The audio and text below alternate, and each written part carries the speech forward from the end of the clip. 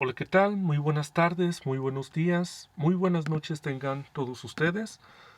Bienvenidos a la sesión del día de hoy, miércoles 22 de abril, del grupo de cuarto grado del Instituto Bilingüe Abraham Lincoln. Yo soy el profe David Alonso Ordóñez. En esta ocasión me tomé la libertad, también ya que nos hemos conocido un poco más a través de la plataforma de Zoom, y pues obviamente en nuestras clases físicas que hemos tenido en el colegio, abarcaremos dos materias muy importantes actualmente, lo que es español y la otra materia, historia.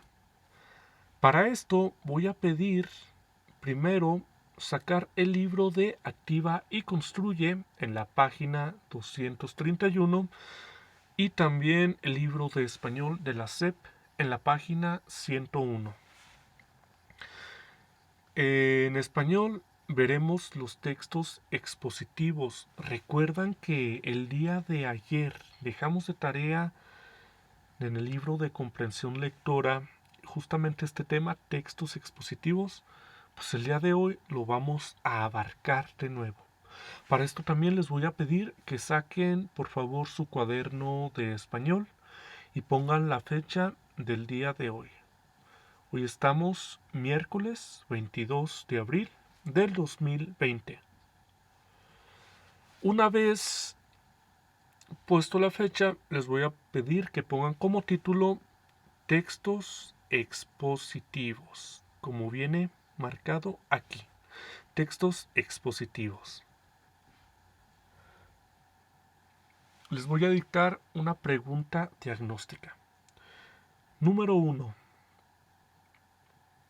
¿Qué es, con acento en la E, qué es un texto expositivo? Cierra la pregunta, por favor pausen el video y una vez que hayan respondido la pregunta, continuamos con el video. Muy bien. Ahora me voy a permitir leer el siguiente texto, el punto número 1 que tenemos aquí. Este texto, en este recuadro, dice lo siguiente.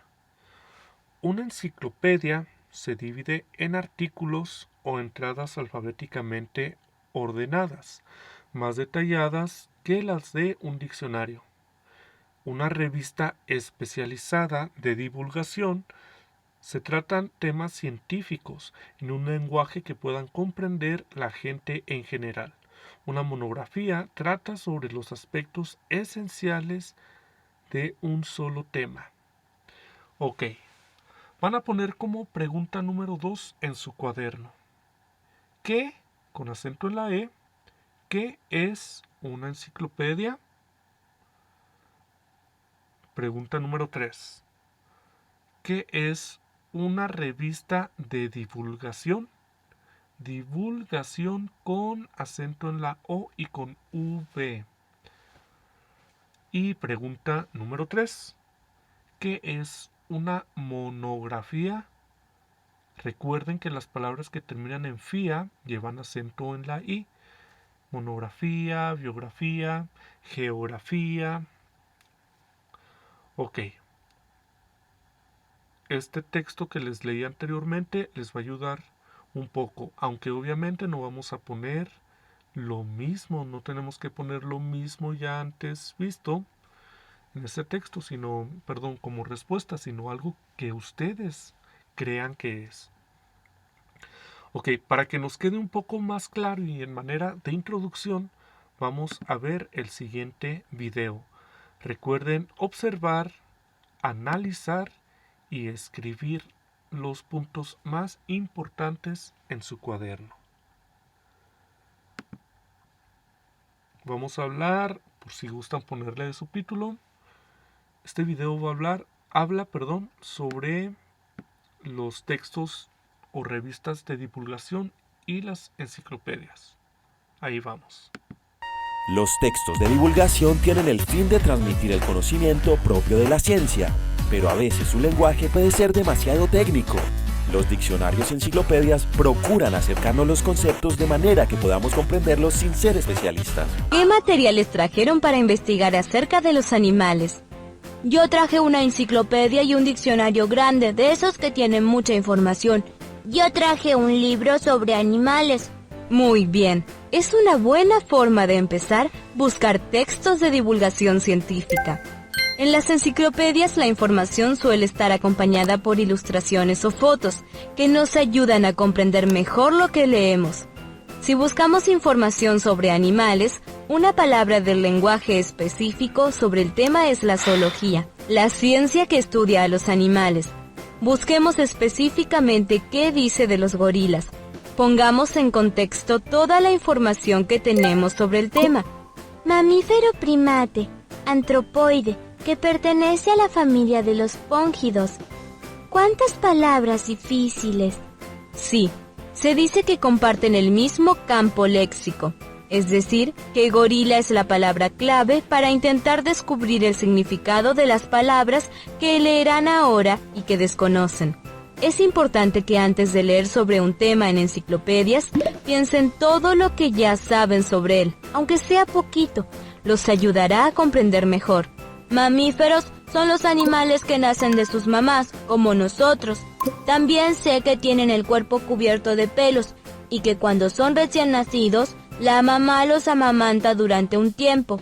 Bien, ¿vieron cuánta información en una sola palabra?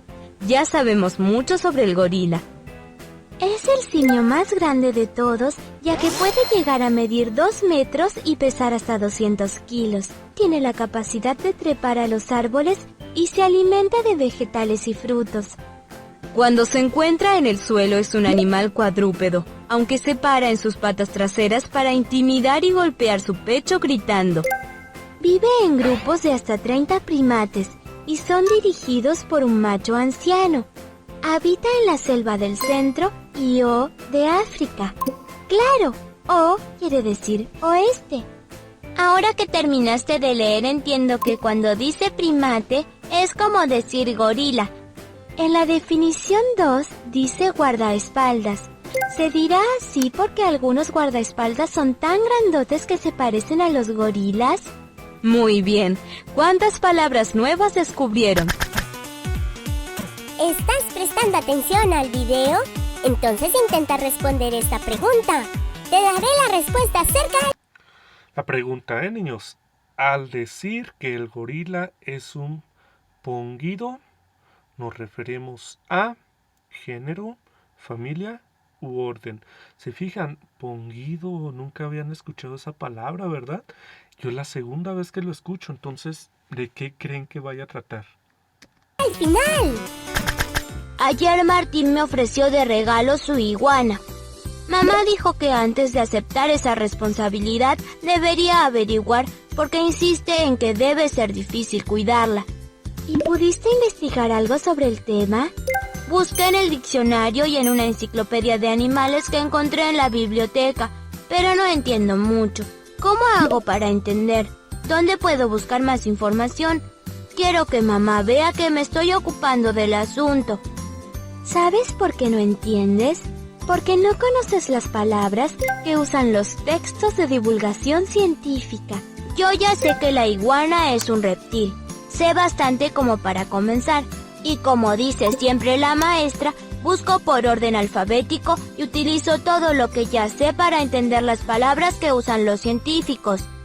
Recuerda que en cada párrafo puedes detenerte para ver si comprendiste la idea, ya que cada uno te dará información sobre un aspecto diferente de la iguana. Luego, los conectores te ayudarán a seguir leyendo y conectando las ideas de los otros párrafos. Espero que hayas aprendido mucho. Excelente, niños. No sé si vieron aquí arribita que dice la respuesta. Los póngidos son una familia de primates. ¿Ven que aprendimos algo nuevo? Ok, niños, acabamos de terminar de ver este pequeño video. Ahora sí que hemos visto el video, prácticamente, ¿qué vimos en el video? Vimos lo que es una enciclopedia, lo que puede ser un diccionario y lo que es un texto de divulgación, que prácticamente son textos de divulgación científica. Déjenme les explico un poco sobre qué es cada cosa, a ver si coincidimos en las respuestas que pusieron anteriormente. Ok, una enciclopedia. ¿Qué es una enciclopedia? ¿Qué hay, qué hay de diferencia entre una enciclopedia y un diccionario?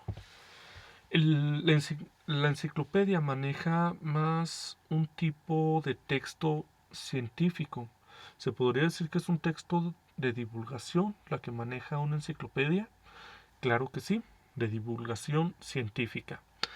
Por decir, si yo les encargo de tarea, investiguenme qué son las matemáticas. Así la definición. Si ustedes buscan las matemáticas, la definición de matemáticas dentro del diccionario, quizá les va a decir, pues es una rama de la materia en donde se manejan números, lo que son suma, restas, división y multiplicación. Así de fácil, ¿verdad? Ok, pero ¿qué tal si yo les digo, ahora busquen matemáticas, pero en una enciclopedia? Las enciclopedias son mucho más complejas, suelen tener varios párrafos y hablar sobre muchos temas para así recortar tantas palabras como las que tiene el diccionario. Por decir, en la enciclopedia les puede venir, es una, no nada más les puede venir que es una rama del conocimiento de suma, resta, multiplicación y división. Quizá dice, se divide en varios aspectos, en el cálculo, en la trigonometría, en la geometría, en el cálculo diferencial, integral, y quizá explica un poquito de cada una de esas ramas, pero es algo ya más complejo. Lo que decían ahorita en el video sobre el gorila. Mientras que en el diccionario la definición de un gorila se puede definir como un primate o el primate más grande, si ustedes buscan en enciclopedia quizá no lo van a encontrar exactamente como la palabra gorila. Quizá lo van a encontrar como primate, y dentro de la palabra primate, del título primate, se va a desglosar varios subtítulos donde hable sobre los primates, y ahí hablando de los gorilas. Pero quizá no nada más defina lo que es un gorila, sino que defina que el gorila come esto, que el gorila le gusta hacer esto otro, que el gorila camina en 4 patas, pero también lo puede hacer en 2, la vida del gorila, etcétera. Entonces es un mundo mucho más amplio, y también suele utilizar palabras muy avanzadas, muy científicas. Por decir, la enciclopedia más famosa del mundo, no sé si sepan ustedes cuál es, la más famosa y la más utilizada, yo creo que todos para alguna tarea o incluso sus papás, para buscar algún tipo de información, han utilizado Wikipedia, que esa es una enciclopedia en internet, pero si se fijan, viene la definición, cuando buscan algo en Wikipedia, viene la definición, y vienen muchos más aspectos muy importantes sobre el tema que ustedes buscaron. Ok, esa es la diferencia. Y obviamente el texto de divulgación es prácticamente lo que viene dentro de la enciclopedia. La enciclopedia contiene el texto de divulgación, prácticamente. Ok, vámonos con lo siguiente. Recuerdan que les habíamos encargado de tarea este texto que habla sobre los textos expositivos. Pues espero que lo hayan hecho, porque vamos a utilizarlo ahora mismo.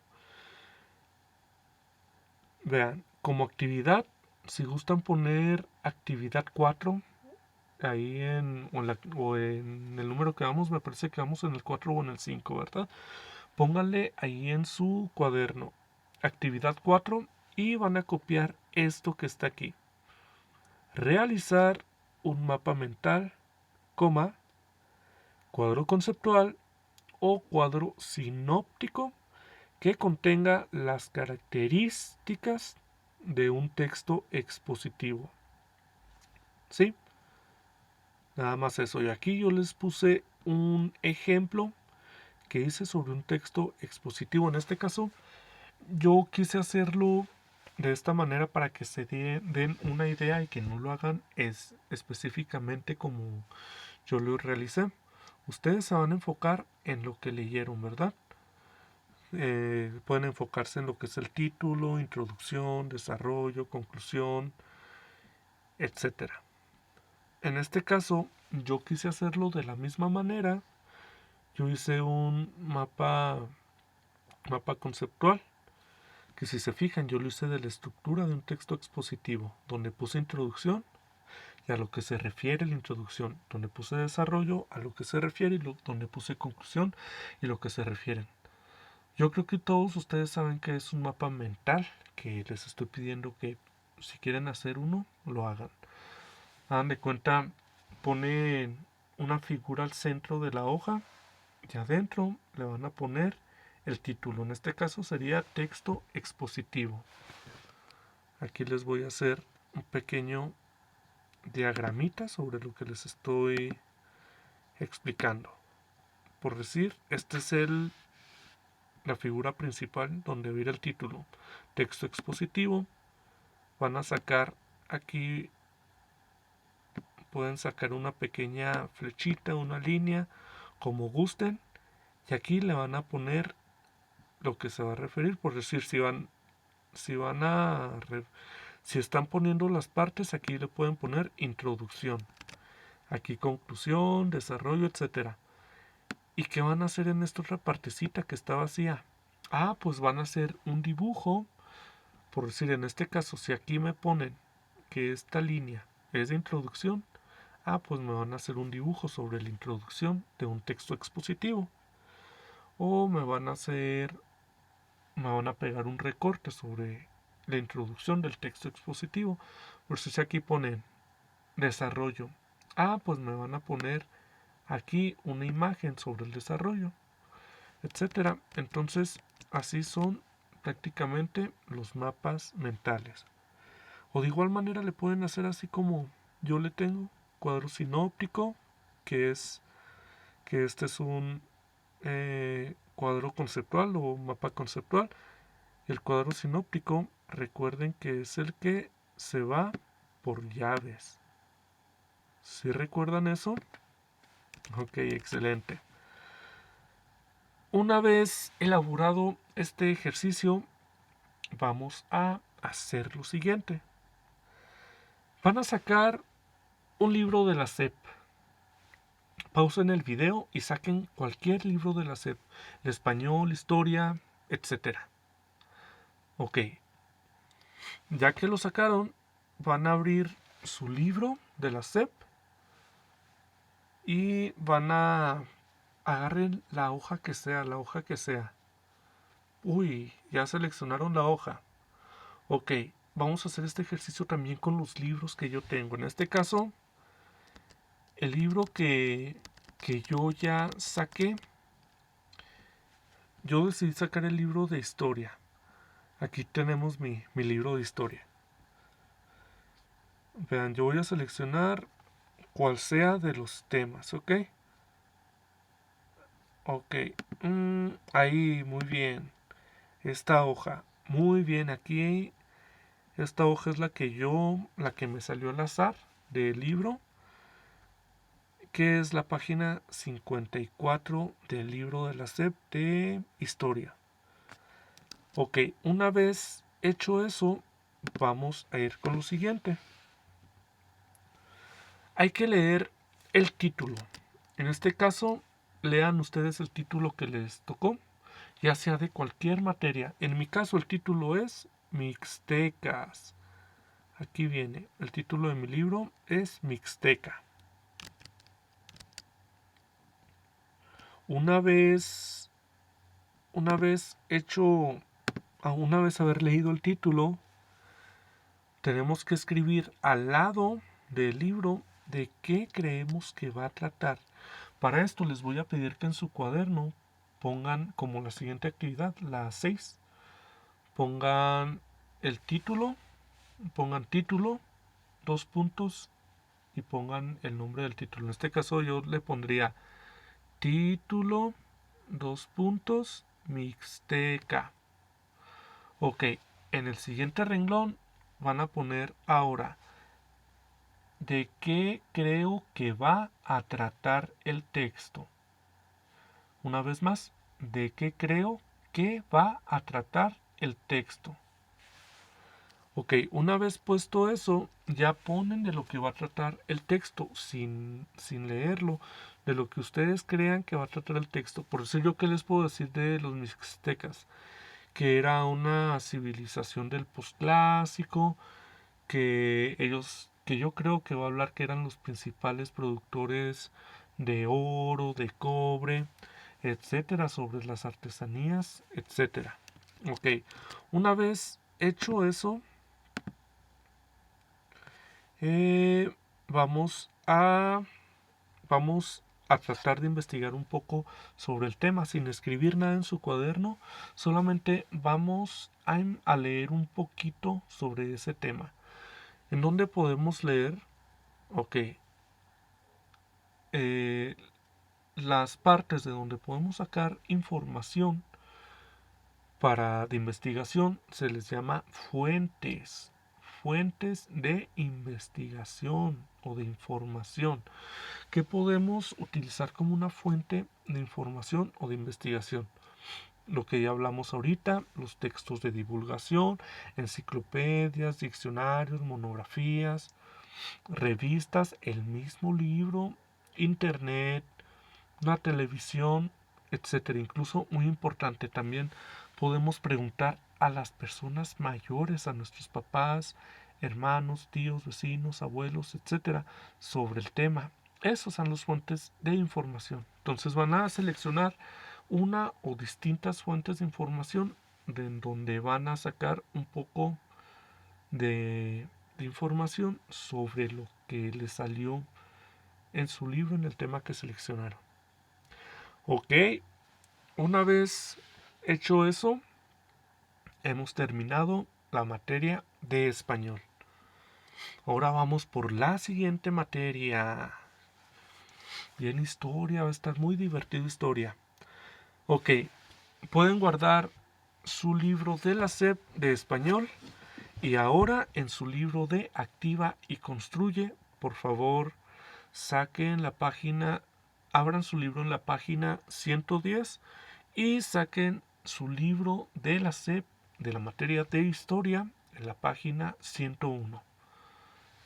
Una vez hecho eso, podemos continuar. El día de hoy, en historia, vamos a hablar sobre los primeros años después de la conquista. ¿Recuerdan qué es la conquista? También, por favor, saquen su cuaderno de historia, pónganle la fecha de hoy y van a poner de título este que viene aquí, este merito. Los primeros años después de la conquista. Los primeros años después de la conquista. Ok, para dar una pequeña introducción y recordar un poco sobre este tema que ya hemos visto, vamos a observar, analizar y reflexionar el siguiente video. Les encargo, por favor, muy importante, que hagan sus pequeñas anotaciones sobre el video. Muy bien. Aquí tenemos el video.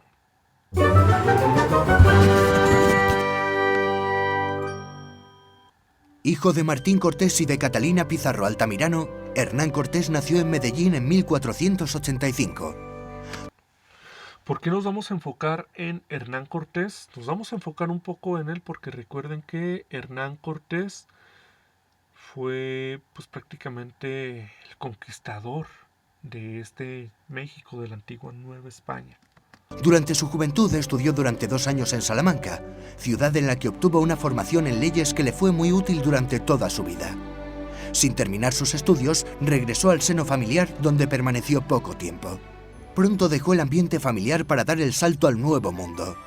En el Caribe hizo valer sus habilidades y observó de qué modo se desenvolvían los hombres ávidos de fortuna y fama mientras acrecentaba su hacienda esperando su momento. Hombre de prestigio, Cortés llamó la atención de Diego Velázquez, gobernador de Cuba, que le confió una expedición con la que trataba de reponerse de los reveses sufridos por Francisco Hernández de Córdoba y Juan de Grijalba. De Cuba salieron alrededor de 500... No es muy necesario que hagan apuntes sobre los nombres de estos personajes. Más bien enfoquémonos a hacer apuntes ya cuando Hernán Cortés llega al territorio mexicano. 550 soldados, entre ellos 32 ballesteros y 13 escopeteros.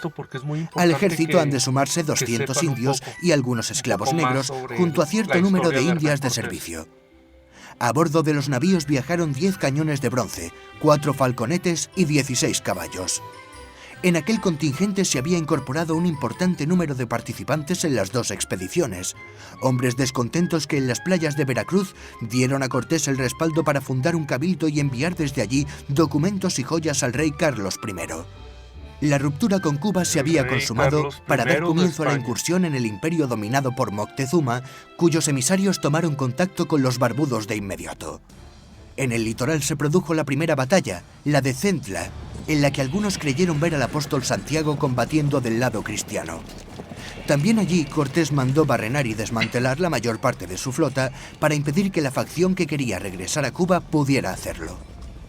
Con el paso del tiempo, a aquella trascendental decisión se le añadieron las llamas que completan la imagen mítica de Cortés quemando sus naves.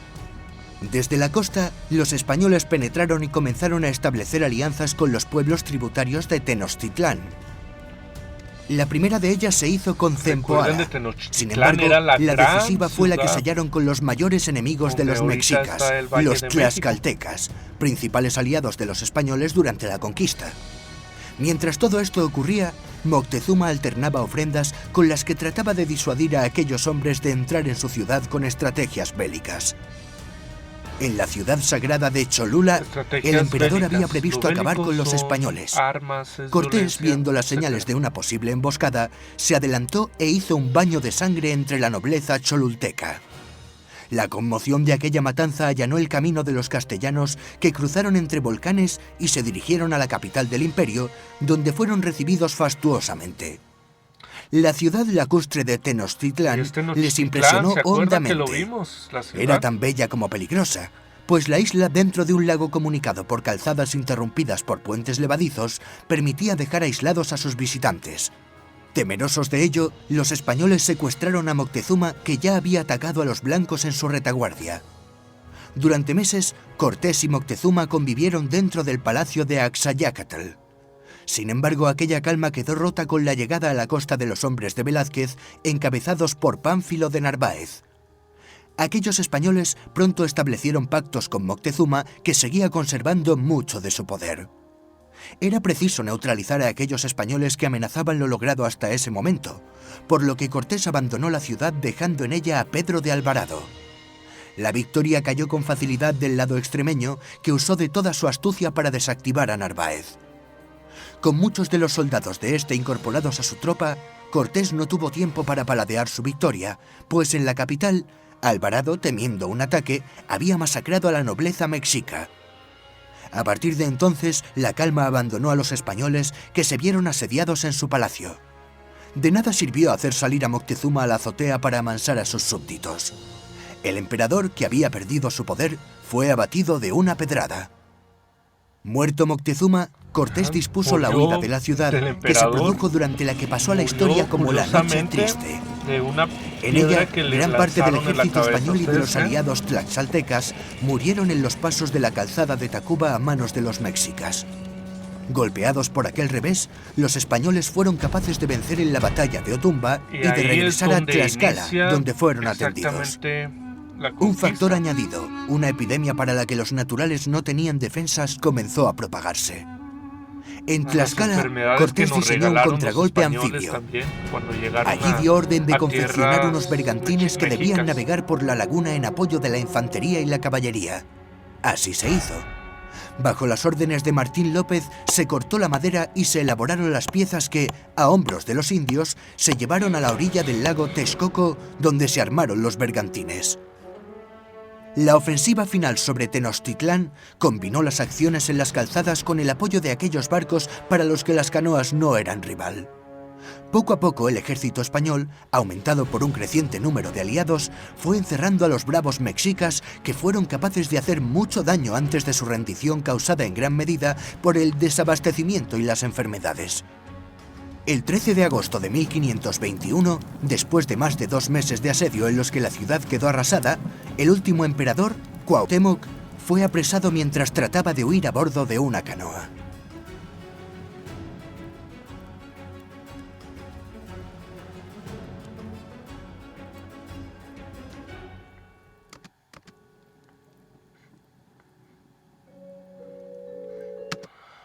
Ok, hemos terminado el video. Recuerden hacer apuntes sobre lo del video. Es muy importante lo que acabamos de ver en la historia. Recuerden como también fue bueno para nosotros los aztecas o mexicas, pues esta conquista, ya que crecimos mucho en la civilización, y no nada más nosotros, sino el continente norte y centroamericano. Pues también nos trajeron varias enfermedades, se llevaron nuestro oro para exportarlo a España, para el rey de España, al igual que engañarnos a nosotros, la cultura mexica, pues para llevarse a las mujeres y para llevarse las riquezas, hasta dejar a la cultura mexica prácticamente en las ruinas, con enfermedades en que no se podían curar, al menos que la cultura mexica o azteca no podía curar, porque eran enfermedades que no conocían, que los españoles trajeron. Aparte de que se llevaron a mujeres, a adolescentes, y además de que se llevaron las riquezas y muchos alimentos del territorio mexicano. Vamos a dar un pequeño repaso más con el segundo video sobre la conquista. Vamos a ver el segundo video. Aquí ya se está cargando. Para la historia de México, el periodo conocido como la colonia o el virreinato comienza en el siglo XVI, cuando los españoles, al mando de Hernán Cortés, conquistaron la antigua Tenochtitlán, fundando así la Nueva España, en donde sus principales objetivos fue la obtención de riquezas y el dominio político total.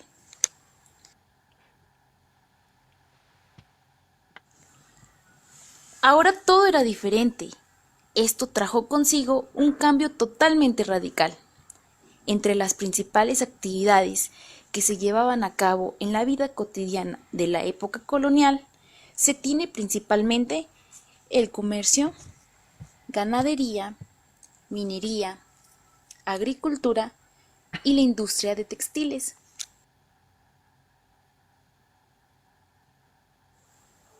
La llegada de los españoles trajo también una conquista espiritual por medio de los misioneros y las órdenes religiosas. Con los franciscanos, dominicos y agustinos se buscó evangelizar a los indígenas y establecer el cristianismo como la única religión de la Nueva España. Es así como el virreinato abarca 300 años, comenzando en 1521 con la conquista de los españoles y terminando en el año de 1821 con la consumación de la independencia, dando lugar a los principales acontecimientos sucedidos siguientes. Aquí va a hablar, vean, esta línea del tiempo. Es muy importante que pongan atención y apunten un poquito sobre esta línea del tiempo que está apareciendo, porque lo vamos a utilizar próximamente. Si se les pasa, recuerden pausar el video y para que puedan copiarlo, ¿vale?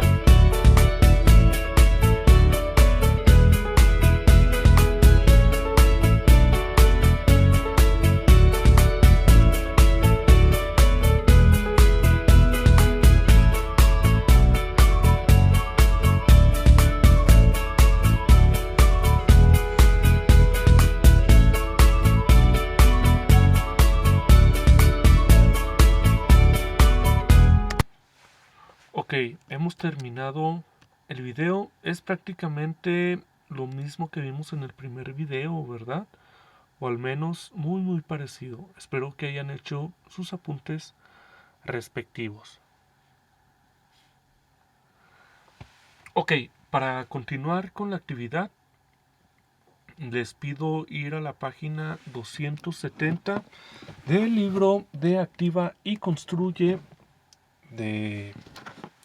por parte de la materia de historia. Vamos a observar el pequeño mapita sin antes leer este texto. Me voy a permitir leérselos.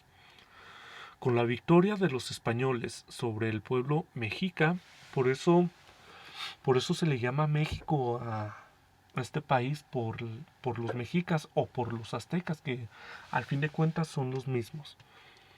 El 13 de agosto de 1521 se inicia una nueva etapa conocida como la colonia o el virreinato, puede ser también, que es prácticamente la conquista, ya que a partir de 1535 fue dirigida por un virrey.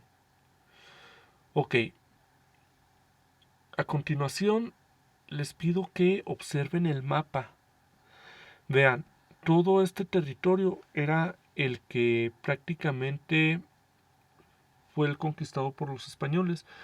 Todo este territorio antes no se llamaba México, sino que se le llamó Nueva España, porque los españoles conquistaron este territorio. Por eso se le llamó la Nueva España. Si se fijan, el estado de Chihuahua aún no era parte de este territorio de la Nueva España. Si se fijan también, aquí dice el número de cada ciudad o de cada estado en este caso y el nombre, y está diciendo en qué año se fundó, en qué año lo fundaron los españoles en la Nueva España. También están remarcados por medio de estos colores, los cuales significa que eran zonas más agrícolas. Recuerden que era de los sembríos. Ganaderas recuerden que es de la domesticación de animales como las vacas, las gallinas, etcétera, ¿sí? Las zonas mineras, de donde se sacan los minerales como el oro, plata, cobre, etcétera. Y la explotación forestal, donde prácticamente había mucho abasto de árboles, de pinos, etcétera. Entonces les pido que lo observen rápidamente, analicen un poco, y si ustedes han ido a alguna parte o alguna de estas ciudades, pues analizar cuándo se fundó y los colores para ver si son zonas mineras, ganaderas, forestales o agrícolas. Muy bien, excelente. Una vez terminado, vamos a la siguiente actividad. Voy a permitir leerles estos puntos muy importantes. El 13 de agosto de 1521 se consumó la conquista de México, Tenochtitlán. Previamente, los españoles llegaron a nuestro país y se llevaron diferentes productos a Europa. Muy bien. Perdón, ¿cuáles productos? Tengo un poco tapada la nariz, una disculpa. ¿Cuáles productos fueron los que se llevaron los españoles? Pues, como ya hablábamos ahorita, los minerales y pues muchas cosas de madera también. El virreinato duró casi 3 siglos, desde 1535 hasta 1821. El primer gobierno español fue el de Hernán Cortés. Ok, vamos a leer este texto individualmente ustedes, por favor. Una vez leído el texto, vamos a responder la página 271, el ejercicio 2 de la página 271 de su libro Activa y Construye. Ok. En este texto y lo que hemos visto en los videos, también lo que les he explicado, viene la respuesta de las preguntas. Vamos con el primero. ¿Cuál fue el primer gobierno de Nueva España? Ya lo comentamos y viene también en este texto. ¿Qué eran las audiencias? Las audiencias, prácticamente, para que les quede un poco más claro, es lo que manejamos actualmente como los que toman decisiones para las reglas. Antes las audiencias era el conjunto de personas de un tipo de gobierno que decidía cuáles eran las reglas y qué era lo correcto y lo incorrecto y cómo se castigaba a aquellas personas que hicieran lo incorrecto y qué era lo más fuerte, si lo ganadero, lo agrícola, las actividades más potentes. Pues prácticamente era como un tipo gobierno donde donde se reunían y tomaban las decisiones, ¿sí? Ok. ¿Cuántas décadas duró el virreinato? Se exploraron minas, cuáles, etcétera. Ok. Es muy sencillo. Ok. Ya para finalizar, se van a llevar de tarea para el día. Bueno, obviamente lo van a elaborar en su casa, ¿verdad? Nos lo van a entregar. Me lo entregan ya cuando volvamos a clases. Pero para las fotos que me tienen que enviar diario como evidencia, me van a entregar la tarea. ¿Qué les parece para el viernes? La página 93 del libro de comprensión matemática. Para este viernes, ¿qué les parece? Ok. Entonces, esa fue la última actividad. Felicidades, lo has hecho excelente. Recuerden tomar fotografías a sus ejercicios y hacérmelos llegar por medio de WhatsApp. Pídanle ayuda a sus mamás o lo pueden enviar también ahí al grupo, el grupo mismo. ¿Qué les parece? Ok, con esto hemos finalizado. Espero que les haya gustado las actividades del día de hoy. Nos vemos mañana. No, hoy es miércoles, ¿verdad? Nos vemos mañana jueves. Muchísimas gracias. Espero que se hayan divertido. Estamos al pendiente. Recuerden que en estos días tienen el horario. Nos vamos a contactar por medio de la plataforma de Zoom. Recuerden que todas las dudas que vayan teniendo, apúntenlas en un cuadernito, en una hoja, donde en la plataforma de Zoom vamos a ir resolviendo dudas. Ok, muchísimas gracias. Muy buenas tardes, muy buenas noches, muy buenas madrugadas. Que tengan un excelente día y yo me despido. Muchísimas gracias.